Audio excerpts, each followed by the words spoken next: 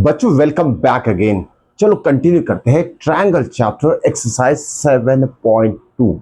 ये एक्सरसाइज बहुत इंपॉर्टेंट है, ध्यान में रखें। एक एक सम को अच्छे से समझ के सॉल्व करना है। आसान तरीका बताने वाला हूं, आगे के क्वेश्चन कैसे इजीली हम इसे सॉल्व कर सकते हैं। बात कर रहे हैं क्वेश्चन नंबर 5 की। ओके, इसके बाद हम 6 भी सॉल्व करेंगे आगे क्वेश्चन। चलिए क्वेश्चन नंबर 5 को पहले समझते हैं। इसका सॉल्यूशन जो है बहुत आसान तरीके से हम फाइंड आउट करने वाले हैं। पहले क्वेश्चन समझते हैं, उसके बाद हम सॉल्यूशन लिखेंगे। एबीसी एंड डीबीसी, देखिए ABC and DBC are two isosceles triangles. ऊपर वाला नीचे वाला मतलब एबीसी ट्रायंगल और डीबीसी ट्रायंगल, ये दो आइसोसेलेस ट्रायंगल है। ये गिवन है क्वेश्चन में, ठीक है। आगे on the same base BC. अब देखिए ना, ये बेस बीसी हो गया जो कि इस ट्रायंगल में भी आएगा और बीसी इस नीचे वाले ट्रायंगल में भी आएगा। इसलिए हम क्या बोलेंगे, बीसी जो है ये कॉमन साइड बोल सकते हैं दोनों ट्रायंगल के लिए, या तो क्वेश्चन में बोला गया BC is the same base for both the triangles. Clear. आगे देखिए, शो दैट, क्या शो करना है हमें, angle A B D is equal to angle A C D. अब देखिए बच्चों, एंगल ए बी डी मतलब ये पूरे एंगल की बात कर रहा है, और एंगल ए सी डी मतलब इस पूरे एंगल की बात कर रहा है, ठीक है। ये दोनों एंगल जो है ना, A B D and A C D हमें इक्वल प्रूफ करने हैं। अब इसका सॉल्यूशन, सिंपल तरीके से इसका सॉल्यूशन निकालेंगे। देखिए बच्चों, आप एंगल को कैसे लिखते हैं, जैसे ये वाला एंगल लिखना तो आप लिखेंगे ए बी सी, अगर ये नीचे वाला एंगल लिखना तो आप लिखेंगे डी बी सी। इससे और एक आसान तरीका है एंगल्स को रिप्रेजेंट करने का, वो तरीका मैं बताने वाला हूं। मान लेते हैं ये ऊपर वाला जो एंगल है ना, इसे हम मान लेते हैं एंगल 1 है, नीचे वाला 2 है, ये ऊपर वाला एंगल 3 है और ये एंगल 4 है नीचे वाला, ठीक है। 1 2 3 4 से भी आप कोई भी एंगल को जो भी गिवन फिगर में रही नंबरिंग यूज करके भी उसे रिप्रेजेंट कर सकते हो। और नंबरिंग यूज करके अगर आपने सॉल्व किया क्वेश्चन तो बहुत आसान हो जाता है, ठीक है। चलिए सॉल्यूशन। अब देखिए ट्रायंगल एबीसी क्या दिया है, एबीसी आइसोसेलेस ट्रायंगल है जिसमें AB is equal to AC दिया फिगर में, दोनों इक्वल लाइन से रिप्रेजेंट किया। देखिए सिंगल लाइन छोटी वाली की बात कर रहा हूं, तो ये AB is equal to AC है, ठीक है।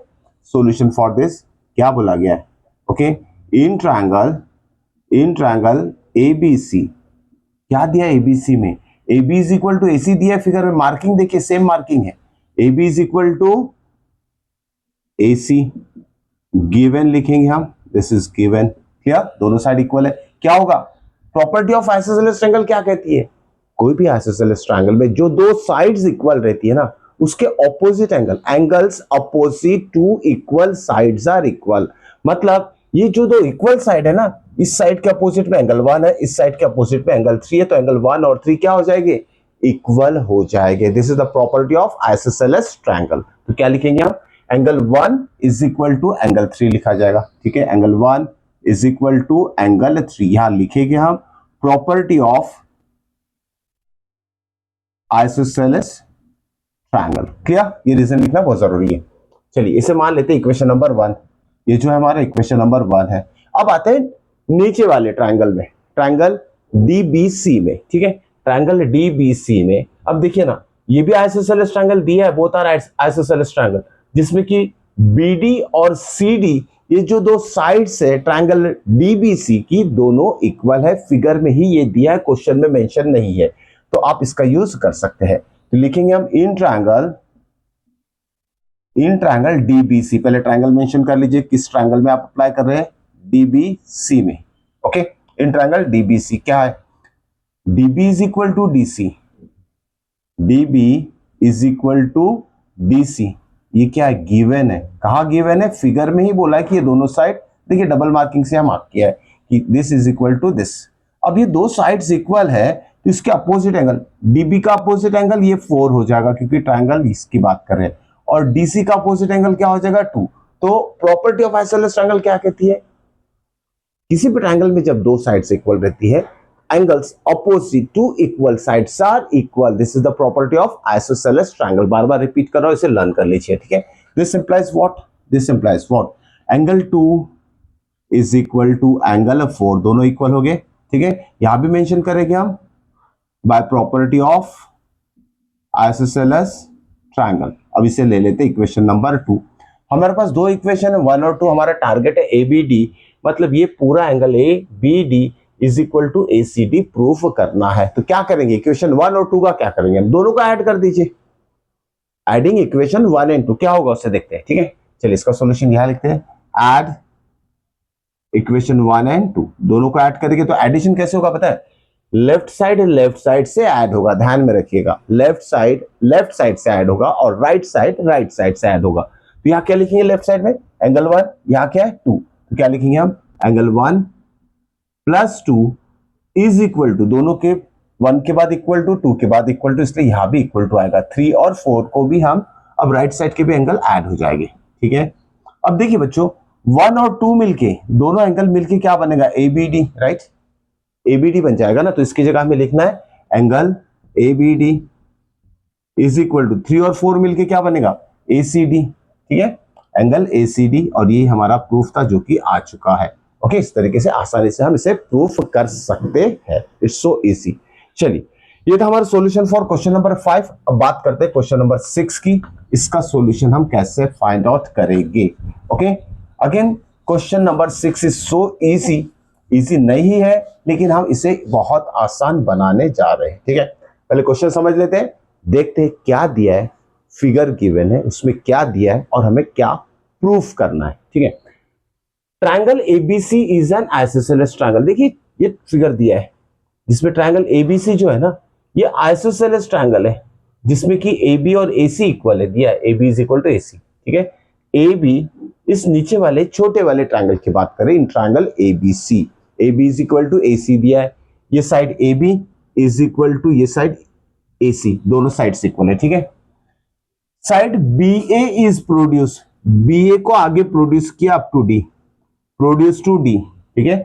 BA को साइड ट्रायंगल ABC का जो साइड BA, या तो AB बोला है तो BA बोलो, ठीक है। साइड AB को रिवर्स मतलब पीछे की साइड, जैसे BA इसलिए यहां BA मेंशन किया, ध्यान में रखिएगा। BA इज प्रोड्यूस, BA मतलब B से इस डायरेक्शन में प्रोड्यूस कर रहे हैं अप टू D, क्लियर। और D तक प्रोड्यूस करने के बाद क्या बोला गया, such that AD is equal to AB। AD जो है ना ये AB के इक्वल है, ये दोनों साइड्स भी इक्वल है। तो हमें क्या पता चल रहा है फिगर में, तीन साइड्स इसमें इक्वल आ रही है। पहला तो ये गिवन है AB is equal to AC, फिर कंस्ट्रक्शन से क्या करना है, BA को प्रोड्यूस करना है D तक इस तरीके से कि DA is equal to BA होना चाहिए, या तो AD is equal to AB होना चाहिए, ठीक है। अब लास्ट इसमें जो प्रूफ करना है वो देख लेते क्या है, प्रूव दैट और show that angle BCD is right angle. Angle BCD मतलब इस एंगल की बात कर रहे हैं, ये राइट एंगल मतलब 90 डिग्री हमें प्रूफ करना है, क्लियर। चलिए प्रूफ को आसान बनाते हैं, जो भी क्वेश्चन था उसको एक्सप्लेन कर दिया। देखिए ना बच्चों, ये आइसोसेलेस ट्रायंगल है तो इसके बेस एंगल जो है ना वो इक्वल रहेंगे। इसे भी हम क्या ले लेते हैं, इसे 1 ले लेते हैं, इसे 2 ले लीजिए। ये वाला एंगल की बात करें, ये वाला ट्रायंगल ABC में ये 1 हो गया, चलिए इसे थोड़ा छोटा कर लेते हैं। ओके, ये वाला एंगल 2 ले लिया हमने, क्लियर, दिस इज 2। और इसे ले लेते हैं 3, इसे ले लेते हैं 3, क्योंकि हमें जो प्रूफ करना है BCD मतलब बड़े ट्रायंगल के बारे में सोचना है। ओके, बड़े ट्रायंगल BCD में ही एंगल जो BCD है 90 डिग्री हमें प्रूफ करना है। तो बड़े ट्रायंगल के बारे में सोचना है। बड़े ट्रायंगल के तीनों एंगल को हमने 1 2 3 से रिप्रेजेंट किया, लेकिन 3 नहीं आएगा, यहाँ 3 हो जाएगा। ये वाला एंगल भी ले लेते हैं, ठीक है, ये 3 हो जाएगा। ओके, ये 3 हो जाएगा और ये ऊपर वाला ले लेते हैं 4, ठीक है, 4 एंगल ले लिए। क्यों, क्योंकि AC के वजह से ये पूरा एंगल जो है ना 2 पार्ट में डिवाइड हो गया, इसलिए ये पार्ट 3 हो जाएगा और ये पार्ट सॉरी ये 2 हो जाएगा और ये 3 हो जाएगा, क्लियर। अब सॉल्यूशन देखिए, अब सॉल्यूशन, ठीक है। अब देखिए ना क्या दिया है सॉल्यूशन फॉर दिस, एज मतलब गिवन लिखे हम, AB is equal to AC है, AB is equal to AC, ठीक है, AB is equal to AC है। तो क्या होगा, प्रॉपर्टी ऑफ आइसोसेलेस ट्रायंगल से 1 इज इक्वल टू 2, जो इससे पहले हमने क्वेश्चन में किया, angle 1 is equal to angle 2 हो जाएगा। रीजन लिखना है, by property of isosceles triangle, क्या 1 is equal to 2, equation number 1 दे दीजिए इसे। उसके बाद देखिए, अब देखिए ये इससे इक्वल है, ये इससे इक्वल है, मतलब AC और AD भी इक्वल है, ठीक है ना, डायरेक्टली फिगर में समझ में आ रहा है। AC is equal to AD भी है हमारे पास। ऑल्सो यहां लिखेंगे हम, also AC is equal to AD, ठीक है। फ्रॉम फिगर यहां मेंशन कीजिए, फ्रॉम फिगर, क्लियर, ठीक है ना, फिगर से। या तो कंस्ट्रक्शन डाल सकते हैं, गिवन यानी क्वेश्चन में दिया है, कंस्ट्रक्ट करने के लिए बोला है, प्रोड्यूस BA2D, ठीक है ना। अगर कंस्ट्रक्शन नहीं लिखना है तो आपको क्या लिखना है, फ्रॉम फिगर, क्लियर।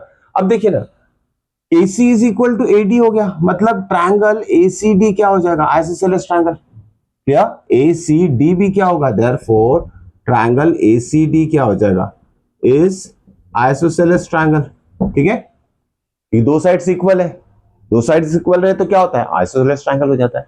अब ये आइसोसेलेस ट्रायंगल है, इसकी ये दो साइड इक्वल है तो क्या लिखेंगे हम, therefore angle 3 is equal to angle 4 आ जाएगा। प्रॉपर्टी ऑफ आइसोसेलेस ट्रायंगल, 3 और 4 भी एंगल इक्वल हो जाएगा।